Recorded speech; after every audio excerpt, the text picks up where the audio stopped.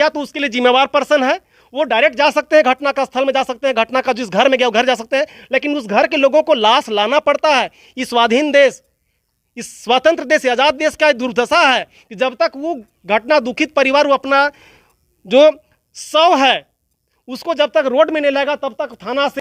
आपको दिखाते हैं प्रमुख समाचार। बिहार से अलग राज्य की मांग बहुत पहले से चलता आ रहा, लेकिन आज 2000 में ये अलग हुआ।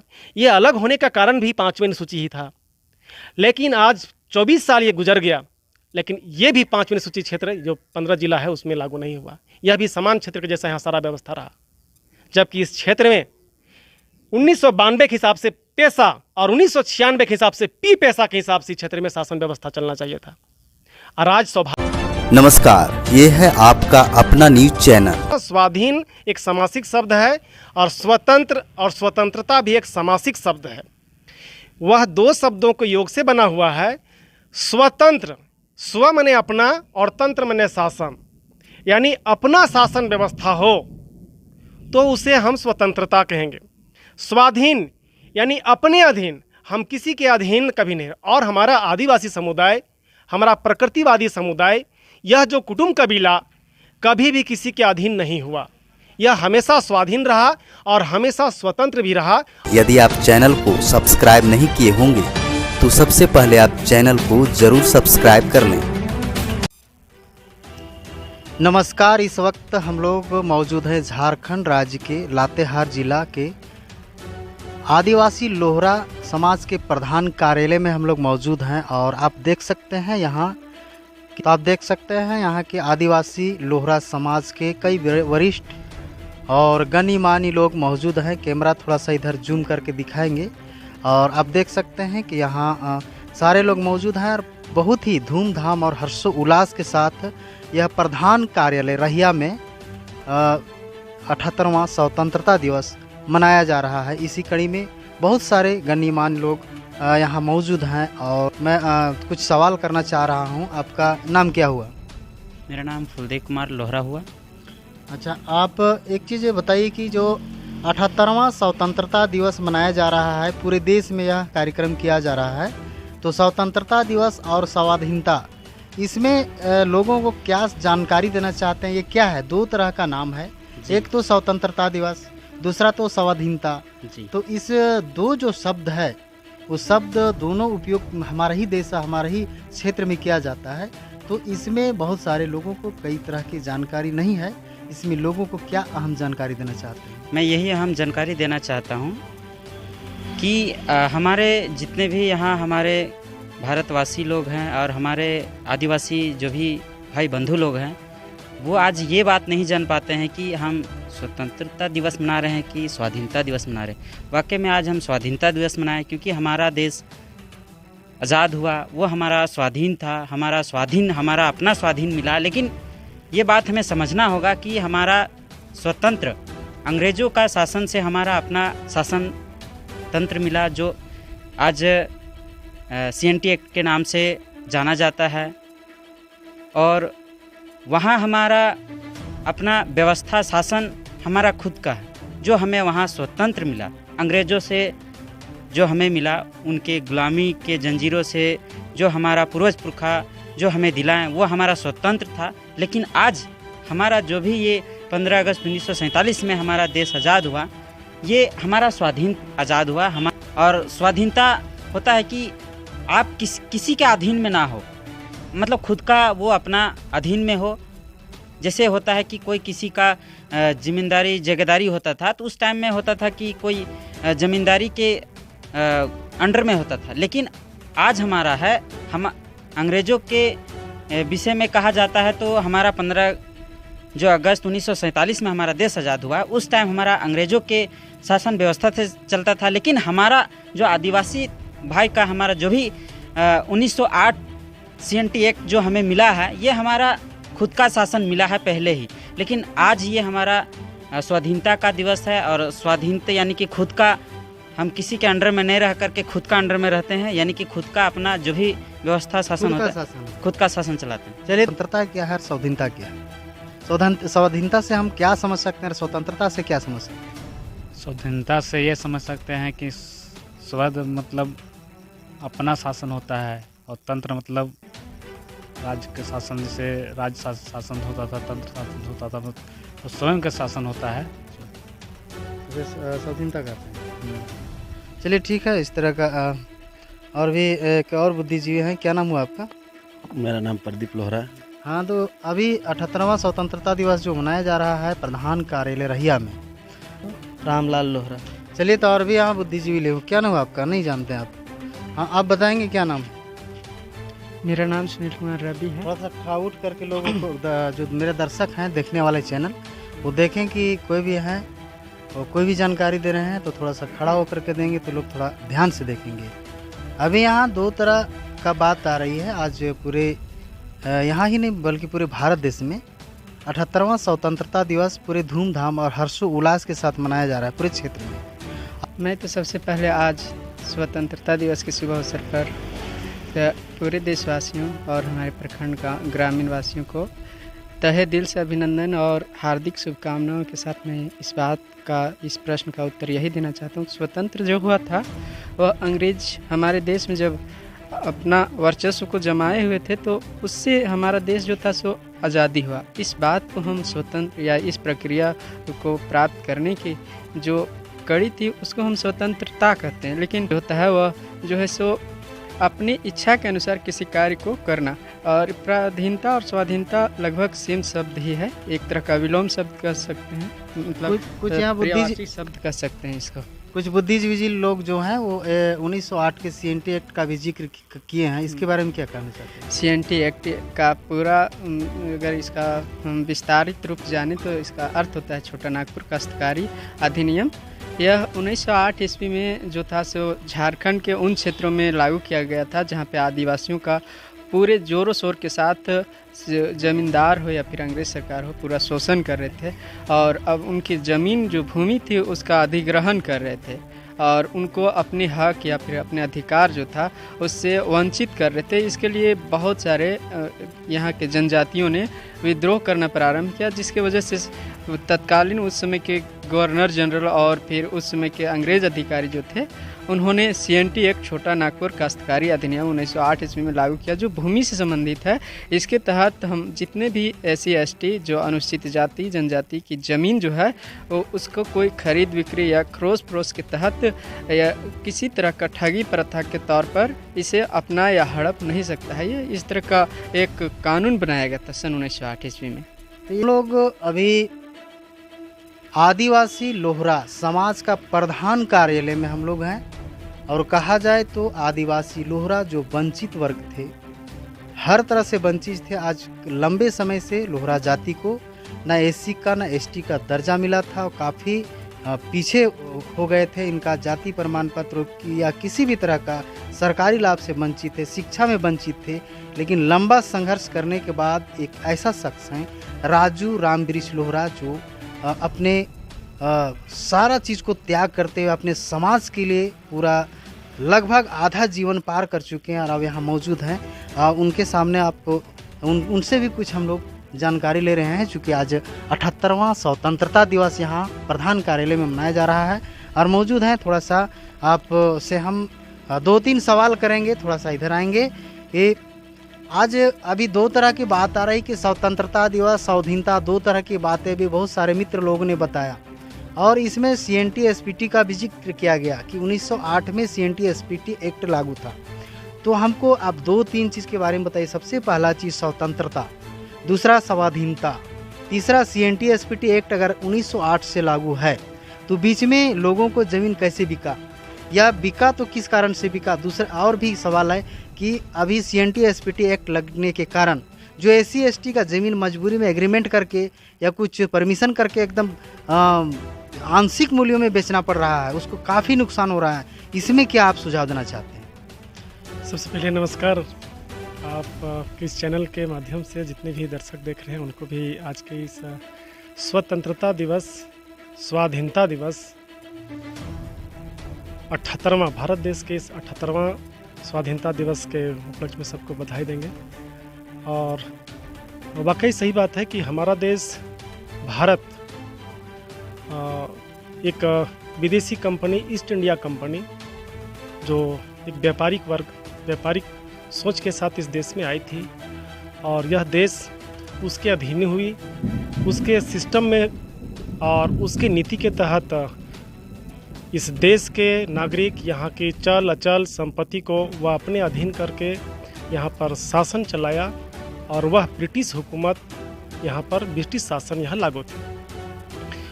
उसके साथ हमारे देश के महापुरुषों ने, क्रांतिकारी गरम दल नरेंद्रम के लोगों ने जब इस देश को स्वतंत्र, आज़ाद और स्वाधीन करने की जब ठाना और कईयों के बलिदान, कईयों के त्याग, कईयों के संघर्ष और बहुत सारे समर्पण के बाद 15 अगस्त 1947 को मेरा देश स्वाधीन हुआ, आज़ाद हुआ और अंग्रेज ब्रिटिश हुकूमत, ब्रिटिश शासन व्यवस्था से मुक्त होकर भारत देश का एक शासन व्यवस्था लाया गया, जिसे हम भारत देश का स्वतंत्र, देश का अपना शासन व्यवस्था कहेंगे।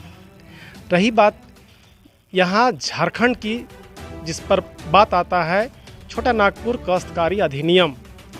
भारत देश 1950 में इस देश में एक शासन व्यवस्था, यहाँ की विधि व्यवस्था, यहाँ की नीति व्यवस्था को संचालित करने के लिए, यहाँ के जनमानस के उत्थान कल्याण के लिए, उसकी भलाई के लिए और देश को एक सूत्र में जोड़ने के लिए और यहाँ के समृद्धि, यहाँ की सशक्त सबल इस देश को बनाने के लिए, विकसित भारत देश बनाने के लिए जो एक सिस्टम बनाया वो भारतीय कॉन्स्टिट्यूशन 1950 में लाया गया। लेकिन इसी देश में CNT एक्ट, छोटा नागपुर टेनेंसी एक्ट 1908 भी है, जो जैसे कि भी हमारे भाई जो सुझाव दे रहे थे, उन्होंने कहा कि छोटा नागपुर काश्तकारी अधिनियम जो है उसमें सिर्फ ज़मीन के बारे में है। लेकिन मैं इस देश के नागरिकों को, इस राज्य के नागरिकों को, इस देश के वासी और विशेष करके यहाँ के मूल वासियों को मैं ये बताना चाहूँगा कि जो CNT एक्ट है वह CNT एक्ट में कस्टमरी लॉ भी लिखा हुआ है, वह भी वर्णित है और भूमि से संबंधित भी बहुत सारी नीति, सिद्धांत, विधि, व्यवस्था वहाँ वर्णित है और लिखित है। कस्टमरी लॉ कहे तो यह मूल रूप से यहाँ के मूलवासी, यहाँ के आदिवासी, जिन्हें 1950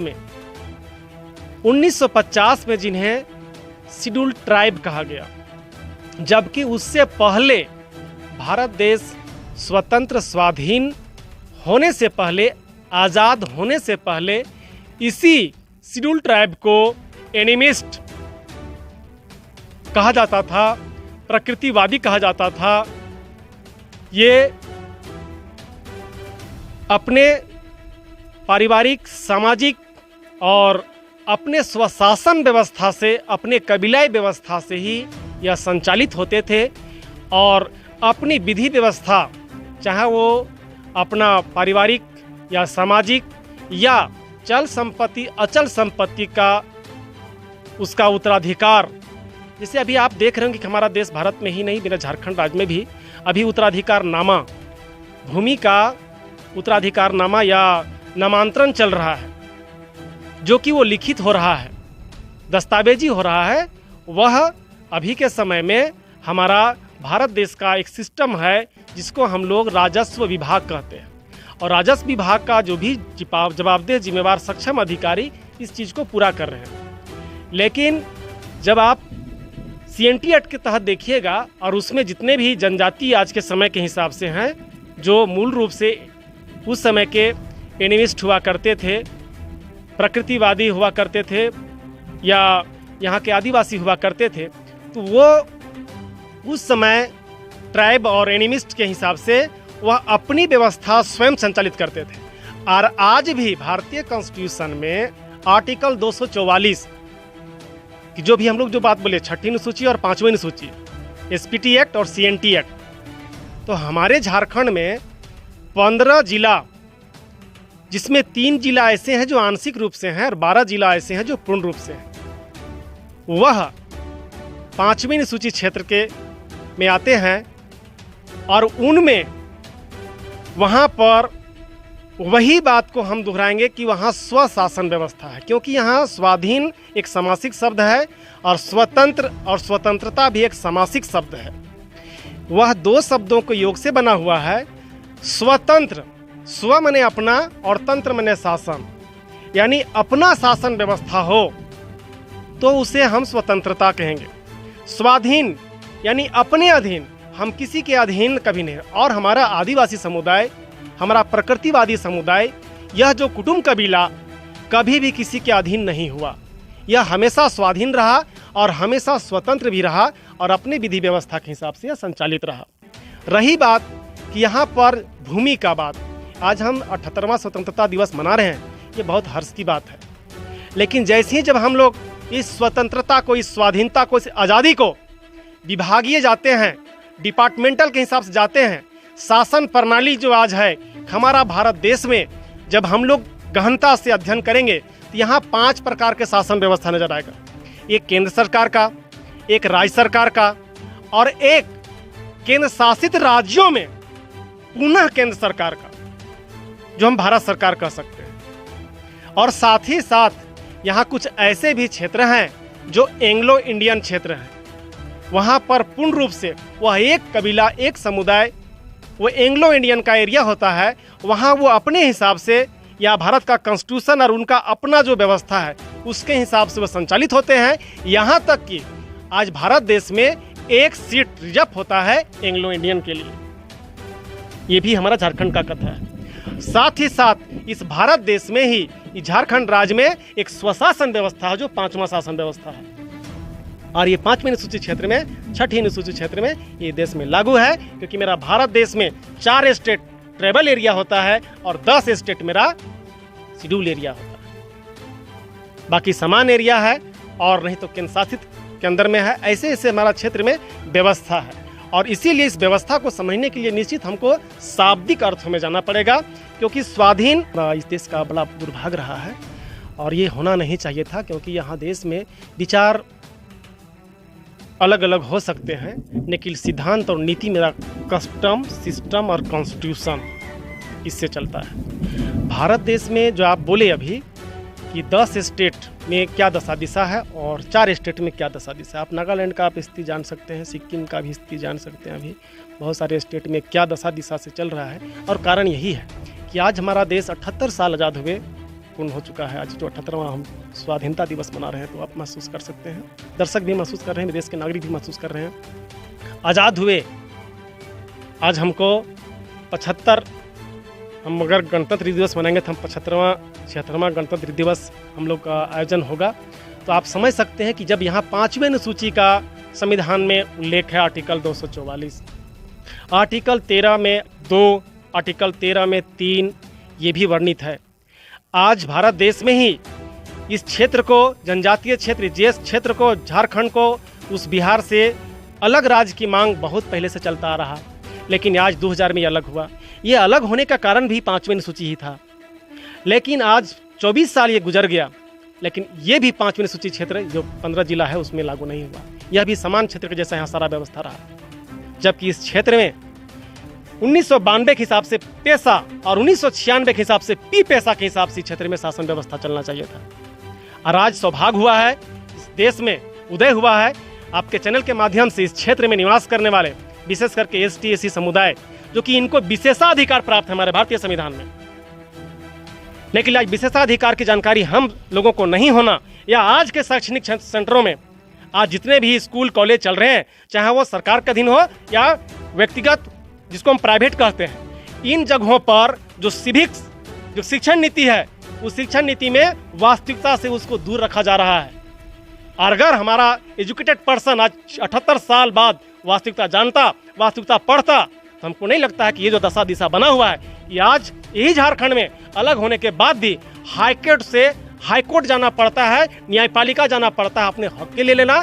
और 29 जुलाई 2024 को हाईकोर्ट जब इस राज्य सरकार को बोली है कि यहाँ CNT एक्ट के हिसाब से 5वें अनुसूचित क्षेत्र के हिसाब से शासन व्यवस्था लागू करो, तब जाके अभी 2 महीना उनको टाइम दिया गया है। और ये बड़ा हम लोग के सोचनीय चिंतनीय बात है कि हम इस देश के हैं, इस झारखंड के हैं, और पूर्णतः इस देश के दाता निर्माता लोहारा जनजाति हैं, लेकिन अभी भी हम लोग किसी किसी पहचान के मुहताज होते हैं। ये जो व्यवस्था चला, ये व्यवस्था वाकई अगर वो CNT के हिसाब से चलता, या 5वीं अनुसूची जो है आर्टिकल 244 है, या आर्टिकल 13 का 2, आर्टिकल 13 का 3 का क ख जो भी व्यवस्थित है कि हमारे क्षेत्र में जो व्यवस्था है उस व्यवस्था से लागू होता, या उस व्यवस्था को हमारे जनमानस को बताया जाता, या जो भी हमारे जिला में यहाँ पर न्यायपालिका, सिविल कोर्ट, कार्यपालिका, प्रखंड, ब्लॉक या हमारा जो शासन प्रणाली थाना है, उनको जो जवाबदेही है। बीच में हम लोग सुने थे, आया था आदेश कि डीसी भी जाएंगे स्कूल में शिक्षा देने, बीडीओ भी जाएंगे स्कूल में पढ़ाने, जबकि शिक्षक वहाँ ऑलरेडी है, लेकिन फिर भी शासनिक लोगों को भी स्कूल में जाना था। ये खुशी की बात थी। लेकिन आज 78 साल हो गया, बहुत सारे नीति बनते हैं, आदेश होते हैं, लेकिन उस नीति पर, उस विधि पर यहाँ का व्यवस्था धरातल पर नहीं आता है। यही दुर्भाग्य की जानकारी नहीं थी। हक, अधिकार, हुकूक के लिए हमेशा आंदोलन, क्रांति, हमेशा शासन प्रशासन के खिलाफ रोड में उतरना पड़ता है, और नहीं तो यहाँ स्वशासन व्यवस्था है, यह स्वशासन चलेगा। हाँ नहीं, हम स्वाधीन भी हैं और स्वतंत्र भी हैं। तो हम स्वाधीन हैं यानी किसी के अधीन नहीं, और स्वतंत्र हैं यानी हम अपनी शासन व्यवस्था से चलेंगे, जो कि मानवीय है, मानवीय गुणों के साथ है, सौहार्द है, अपनापन है, भाईचारगी है, विविधता में भी एकता है। तो ये सारे व्यवस्था हमारा स्वशासन व्यवस्था में दिया हुआ है। तो क्या आज झारखंड राज्य को अलग हुए लगभग 24 वर्ष बीत चुके हैं, और जो 5वें अनुसूचित क्षेत्र में जो अधिकार था, अधिकार के ही तहत झारखंड अलग हुआ, झारखंड राज्य का दर्जा मिला है। और 24 वर्ष झारखंड राज्य अलग हुए बीत गया है, उसके बावजूद भी आज 15 जिलों में जो 5वें अनुसूचित क्षेत्र है उसमें विशेषाधिकार जो प्राप्त होनी चाहिए था, उसमें क्या कहना चाहेंगे, किस कारण से? इसके लिए हम तो जिम्मेवारी दोगे यहाँ के जो व्यवस्थापक थे, क्योंकि सरकार कार्यवाहक है, चाहे वो राज्य सरकार हो या केंद्र सरकार। तो केंद्र सरकार और राज्य सरकार अगर चाह ले, यहाँ के गवर्नर चाह ले, उनमें इच्छा शक्ति हो, इस देश के राष्ट्रपति में इच्छा शक्ति हो, वास्तविकता से वाकिफ हो, तो निश्चित है कि ये जिम्मेवार है, चाहे यहाँ के गवर्नर और नहीं यहाँ के राष्ट्रपति और नहीं यहाँ के सरकार जो राज्य सरकार है और नहीं केंद्र सरकार, और नहीं इसका डिपार्टमेंट जो TSC है, ट्राइबल एडवाइजरी काउंसिल, वो भी जिम्मेवार है।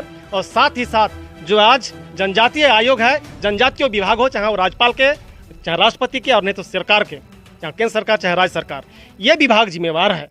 और यहाँ तक कि यहाँ जो न्यायपालिका है, चाहे वो सुप्रीम कोर्ट हो या हाई कोर्ट, ये दोनों भी जिम्मेवार है, क्योंकि आपके पास या हमारे जो DC, देखिए आप ये बात को जानिए कि हमारा शेड्यूल एरिया में DC होते हैं, और जहाँ शेड्यूल एरिया नहीं है वहाँ DM होते हैं।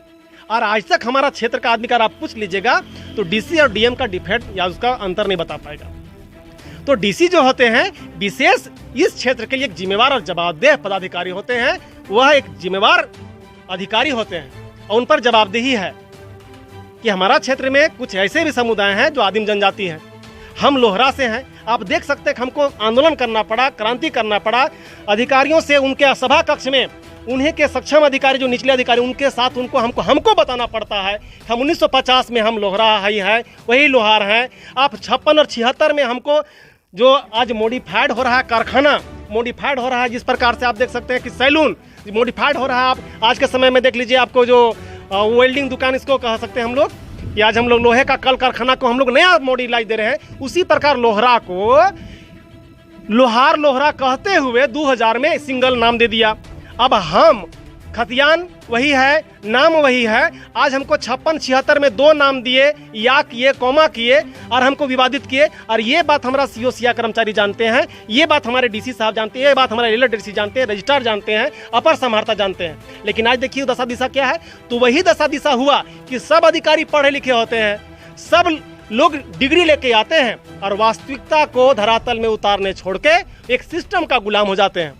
और वो सिस्टम का गुलाम ऐसा होते हैं कि धरातल में जो चीज़ लाना चाहिए, जो चीज़ को बताना चाहिए, जो चीज़ को परोसना चाहिए, जिससे डेवलप होता, सशक्त होता, समृद्ध होता, क्षेत्र में जो उत्पाद नहीं होता, क्षेत्र में किसी भी प्रकार का अशांति नहीं होता। अभी देखिए कोई घटना घट गया तो उसके लिए जिम्मेवार पर्सन है, वो डायरेक्ट जा सकते हैं, घटना का स्थल में जा सकते हैं, घटना का जिस घर में गया वो घर जा सकते हैं, लेकिन उस घर के लोगों को लाश लाना पड़ता है। इस स्वाधीन देश, इस स्वतंत्र देश, आज़ाद देश का दुर्दशा है कि जब तक वो घटना दुखित परिवार वो अपना जो शव है उसको जब तक रोड में नहीं लाएगा, तब तक थाना से या ब्लॉक से जो उसको मुआवजा राशि लेना है वो भी पहुंचाने CO सिया कर्मचारी या वहाँ के आज के पंचायती राज अगर यहाँ लागू भी है, जो गैर कानूनी है क्षेत्र में, वो लागू जिम्मेवार हमारा पंचायत सेवक भी वो गाँव का घर में वो दुखी परिवार में जाता है। उसको रोड में लाइए, रोड जाम कीजिए। चलिए, बहुत सारी बातें हैं, तो अभी जो इच्छा या अपेक्षा दोनों रखते हैं, क्योंकि हम उपेक्षित हैं, तो हम अपेक्षा ये रखते हैं कि ये 78वां स्वतंत्रता दिवस आज हर सरकारी कार्यालय में मना गया है। और सरकारी कार्यालय यानी सरकारी कार्यालय पब्लिक का, क्योंकि ये हम लोग को जो सुनने में आया है कि जितने भी पब्लिक सर्वेंट हैं वो पब्लिक के सेवा के लिए आते हैं। तो हम सक्षम अधिकारी इस क्षेत्र के विशेष करके लातेहार और पूरा झारखंड के जितने भी हम जो हमारे क्षेत्र में डीसी साहब लोग हैं, उनसे हम कहना चाहेंगे कि आप एक उपायुक्त हैं, आपके पद का नाम सभी उपायों से युक्त है। इस क्षेत्र में वाकई स्वाधीनता लाइए, वाकई स्वतंत्रता लाइए, क्योंकि यह व्यवस्था आपके हाथ से चलता है और आपके हाथ में, आपके पावर में, आपके पोजीशन जो है, आप जिस हिसाब से सक्षम हैं वहाँ का सारा व्यवस्था आपके हाथ में है। और जन कल्याण का काम करने के लिए आप बैठे हैं, शपथ लेते हैं, डिग्री लिए हुए हैं, तो जन कल्याण कीजिए, लोगों का एकदम हित कीजिए और लोगों को वास्तविक बातें बताइए भी और वास्तविक हक अधिकार उसको दीजिए और दिलाइए भी, ये हम उम्मीद करेंगे। चलिए, धन्यवाद। क्या नाम हुआ आपका? मेरा नाम राजू रामरेश लोहरा है। हम एक सामाजिक कार्यकर्ता हैं और हमें समाज अपना अगवा मानता है इस क्षेत्र विशेष का। चलिए, धन्यवाद। तो इस तरह का बहुत सारे आपको हम जानकारी दिखाने का प्रयास कर रहा हूँ। फिर मिलते हैं अगला बार कि आगे क्या होता है।